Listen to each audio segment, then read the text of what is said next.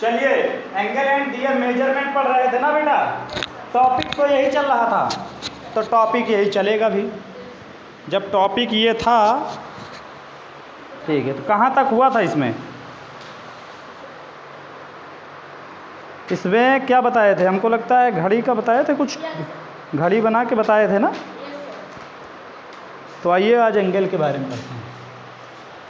अब एंगल जान गए, एंगल हमने बता दिया होगा आपको, झुकाव होता है, मुड़ना मतलब कितना कोई चीज़ झुकी है, बेंड है, उसके बीच का जो झुकाव होता है उसको एंगल बोलते हैं। जी जी। तो अब इंटीरियर और एक्सटीरियर एंगल देखते हैं, एक फिगर के माध्यम से समझते हैं कि इंटीरियर एंगल क्या होता है और एक्सटीरियर एंगल क्या होता है। एंगल बन गया, ये दिख रहा है इसमें, है दिख रहा है ना ठीक से? ठीक है, ये O हो गया, ये A हो गया, ये हो गया आपका B। तो इंटीरियर का मतलब क्या होता है? इंटीरियर का मतलब होता है अंदर वाला। इंटीरियर का मतलब अंदर वाला। गाड़ी देखने जाओ तो कहेंगे आइए सर आपको इंटीरियर दिखाएं, इसका इंटीरियर व्यू। इंटीरियर व्यू का मतलब कि गाड़ी का गेट खोले हो, उसके अंदर हो जाओ, तो उसके अंदर जितनी भी चीज़ें होंगी वो इंटीरियर व्यू होगा ना। गाड़ी पहले बाहर से नहीं देखी जाती, गाड़ी मॉडल बाहर से अच्छा हो, जी, अंदर से भी अच्छा होना चाहिए। और क्या, नीचे चेचिस भी देख लिया करो। चलिए, इंटीरियर का मतलब अंदर वाला, तो अंदर तो यही है ना, दो लाइनों के बीच में, तो अंदर हो गए ना। जब भी कभी किसी के अंदर जब घुसोगे, भाई ये गेट हो गया, तो गेट से अंदर आए तो अंदर वाला पॉइंट ये हो गया। तो ये वाला जो एंगल है ये इंटीरियर एंगल है। कौन सा एंगल है? हाँ, इसको बोलोगे इंटीरियर एंगल। समझ गए? ठीक। अब ये तो इंटीरियर हो गया। एक्सटीरियर का मतलब होता है बाहर।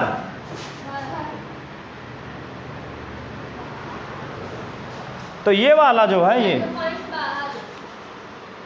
पॉइंट से बाहर नहीं बेटा, हाँ, ये वाला जो एंगल है इसको बोलेंगे एक्सटीरियर एंगल। क्या बोलेंगे? एक्सटीरियर नहीं, एक्सटीरियर। ठीक है, ये आपका हो गया एक्सटीरियर एंगल। तो इंटीरियर और एक्सटीरियर समझ में आप लोग अपना काम करिए। इंटीरियर और एक्सटीरियर समझ में आ गया? हैं?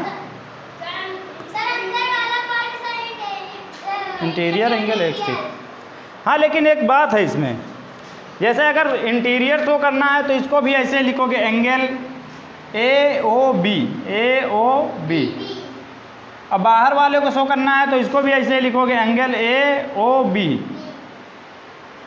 तो अब इंटीरियर दिखाना चाह रहे हो कि एक्सटीरियर दिखाना चाह रहे हो, इसके लिए आपको मेंशन करना पड़ेगा। अगर इंटीरियर है, इंटीरियर और एक्सटीरियर वाला लफड़ा है, तो आगे लिख देना पड़ेगा इंटीरियर एंगल, बस सिंपल सा है।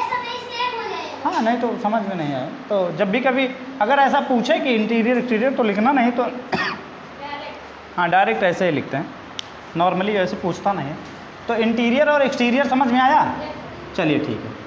अब एंगल पढ़ रहे हैं हम लोग, जो कुछ भी पढ़ते हैं उसको किसी न, अब एंगल है तो इसको नापते हैं ना, मेजर करते हैं। तो मेजर करते हैं प्रोटेक्टर से, तो प्रोटेक्टर से मेजर करते हैं। तो जब भी कभी किसी चीज़ को नापा जाता है तो उसके लिए नपना होता है। दूध नापते उसके लिए भी नपना होता है ना, लीटर।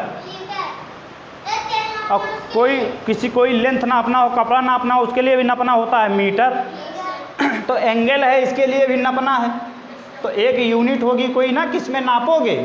तो एंगल को नापते हैं, जो इसकी बेसिक यूनिट है वो है डिग्री। और डिग्री को ऐसे शो करते हैं, जैसे मान लीजिए एंगल AOB, ये हो गया आपका AOB। तो ये जब एक पड़ा हो दूसरा सीधा खड़ा हो तो 90 डिग्री का एंगल। एक पड़ा हो दूसरा खड़ा हो तो कितने डिग्री का एंगल? 90 डिग्री। तो अब इसको कैसे लिखोगे? AOB बराबर 90 डिग्री। तो ये जो हमने ऊपर ये लगाया छोटा सा, ये है डिग्री। ना, डिग्री।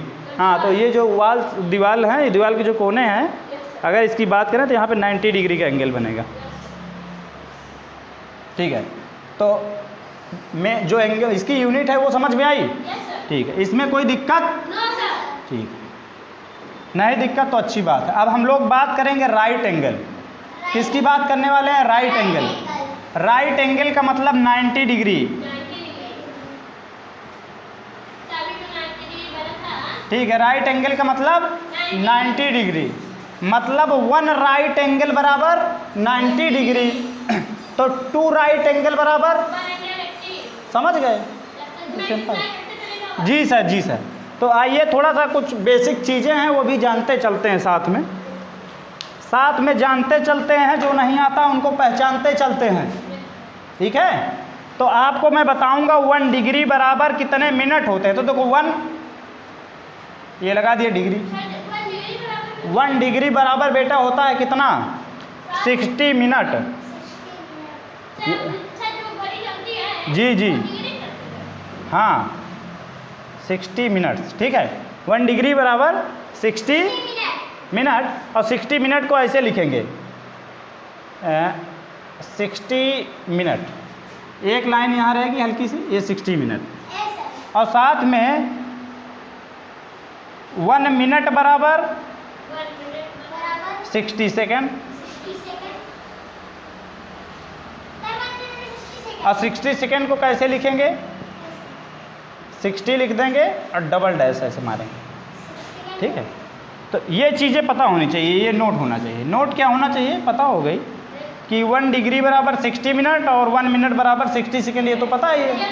बस यही नहीं पता था कि 1 डिग्री में कितने मिनट होते हैं, पता था? तो 1 डिग्री में भी 60 मिनट होते हैं। अब ये पता होना चाहिए, इनका लिखने का ये जो तरीका है ये भी पता होना चाहिए। ये 60 मिनट लिखा हुआ है, 60 सेकेंड, ये याद होना चाहिए आप लोग। हाँ, 1 डिग्री बराबर 60 मिनट मतलब 1 घंटा। जी, तो ये इतनी बात समझ में आई? चलिए अब टाइप्स ऑफ एंगल की बात कर लेते हैं। एंगल भी कम ज़्यादा होते हैं ना, 30 degree, 40 degree, 50 degree, 90 degree, 180 degree, 140 degree, 300 तक पहुंच जाता है, 360 तक पहुंच जाता है। तो आइए उनके बारे में बात करते हैं। टाइप्स ऑफ एंगल में सबसे पहला जो एंगल है वो है एक्यूट एंगल।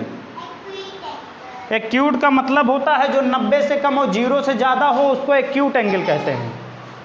बताते हैं, हमने कहा ऐसा एंगल, भाई ये है ए, ये है ओ, ये है बी। ये जो एंगल है ये खड़ा है ना, खड़ा नहीं होना चाहिए, खड़ा से थोड़ा सा झुका हो बस, तो जो बीच में ये एंगल बनेगा वो होगा आपका एक्यूट एंगल। ये जो एक्यूट एंगल होता है वो 90 डिग्री से कम होता है। हाँ, एक्यूट एंगल जो होता है वो 90 डिग्री से कम होता है, तो ये पता होना चाहिए। Acute angle less than 90 degree, 90 degree से कम, और मोर देन 0 डिग्री, 0 से ज़्यादा और 90 से कम एक्यूट एंगल। उसके बाद आपका आएगा राइट एंगल। कौन सा आने वाला है? राइट एंगल का मतलब है जो पूरा पूरा राइट हो और एकदम टाइट हो। हाँ, बिल्कुल भी उसमें झुकाव पसंद नहीं है। ये देखो बेटा इधर, ये है आपका राइट एंगल। राइट एंगल का मतलब होता है 90 डिग्री। हाँ जी, पूरा का पूरा 90। ठीक, अब 90 से जैसे ही आप लेटोगे ज़्यादा हो जाओगे, मतलब मोर देन 90 की अगर बात करें, मोर देन 90 डिग्री अगर चले गए तो उसको बोलेंगे ऑब्ट्यूस एंगल। कौन सा angle? Obtuse angle. Obtuse angle की जो वैल्यू होती है वो 90 से ज़्यादा और लेस देन 180 डिग्री। 90 से ज़्यादा और 180 से कम ऑब्ट्यूस एंगल। अब ऑब्ट्यूस एंगल ऐसे बने, भाई ये तो राइट एंगल हो गया, अब कुछ करने की ज़रूरत नहीं है। हाँ, 90 थोड़ा सा और फाइल हो जाएगा, जहाँ फैला वैसे ऑब्ट्यूस। तो ये ऑब्ट्यूस एंगल है। मान लीजिए ये कितना हो गया, 100 डिग्री, तो 100 डिग्री क्या है, ऑब्ट्यूस एंगल है। सर 100 डिग्री हो गया ये। हाँ, मान लो ये ऐसे हो गया, ये हो गया आपका ऐसे, तो 180 हो गया। 180 नहीं हुआ बेटा, ये हो गया 1, अब जितना भी हो ये मान लीजिए आपका हो गया 120 डिग्री, तो ये भी ऑब्ट्यूस है। 180 तो होता है जब ये डायरेक्ट लाइन हो और यहाँ पे किसी लाइन पे किसी जगह पूछे कितना है, तो ये 180। अब ये डायरेक्ट लाइन ना हो, ये लाइन तो थी ठीक है, लेकिन ये थोड़ी सी अगर टेढ़ी है, तो ये कौन सा एंगल, ऑब्ट्यूस एंगल। हाँ, 180 से अगर कम है, अगर जैसे ऐसे है 179 डिग्री, कौन सा एंगल, ऑब्ट्यूस एंगल। अगर हम लोग बात करें 149 डिग्री, ऑब्ट्यूस एंगल। तो समझ गए, यस सर। ऑब्ट्यूस समझ में आया, यस सर। कोई दिक्कत नो सर। होनी नहीं चाहिए। अब ऑब्ट्यूस अगर समझ गए ना बेटा, तो स्ट्रेट तो समझ ही जाओगे। स्ट्रेट का मतलब हो गया एकदम सीधा। एक लाइन ये है, ऐसे चली जा रही थी, ये ए है, ये ओ से चली जा रही थी, और यहीं से एक लाइन सीधी इधर को ले आए बी तक, तो यहाँ पे जो एंगल बना 180 डिग्री का जो एंगल होता है, उसी को बोलते हैं स्ट्रेट एंगल। स्ट्रेट का मतलब होता है सीधा सीधा, बिल्कुल सीधी सीधी। कहाँ जा रही है, जायस जा रही है। सलोन से चला था और जायस पहुंच गया,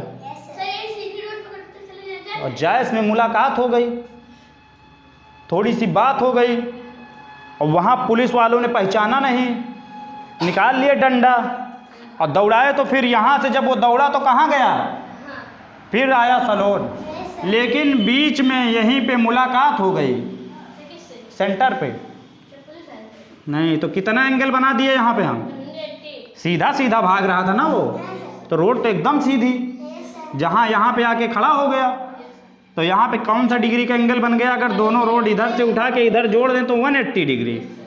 तो स्ट्रेट एंगल मतलब अगर कोई लाइन बिल्कुल सीधी सीधी हो, तो उसके किसी भी पॉइंट पे किनारों को छोड़कर, जैसे अगर ये लाइन है तो किनारों को छोड़कर किसी भी पॉइंट पे अगर आप एंगल बनाओगे तो वो कितने डिग्री का, 180 डिग्री का, जिसको हम लोग कहते हैं स्ट्रेट एंगल। अभी स्ट्रेट में, हाँ स्ट्रेट मतलब बिल्कुल सीधा, स्ट्रेट एंगल समझे, ठीक है। Right angle 90 degree, straight angle 180 degree, ठीक है। अब रिफ्लेक्स कर देते हैं, स्ट्रेट से थोड़ा सा क्या हुआ, डाउन हो गया ऐसा। हाँ, अब रिफ्लेक्स की बात करने चल रहे हैं। रिफ्लेक्स एंगल मतलब लाइन यहाँ तक तो ठीक थी, अब ये सीधा सीधा नहीं जा रहा था, उसको पता हुआ कि पुलिस वाले दौड़ाएं तो सीधा भागेंगे, रपट के पकड़ लेंगे, कहें है माता मिलोरिन वाली रोड से मुड़ जाएंगे, ऐसे मुड़ गया इधर को। तो ये वाला जो एंगल बना, ये कौन सा एंगल, रिफ्लेक्स एंगल। कौन सा एंगल, इसको बोलेंगे, हाँ जी, ये रिफ्लेक्स एंगल, अधिक कोण।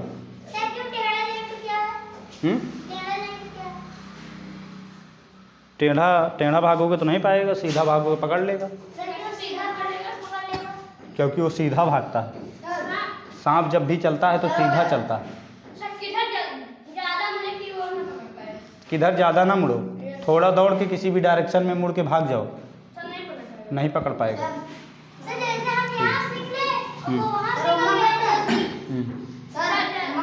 जी चलिए,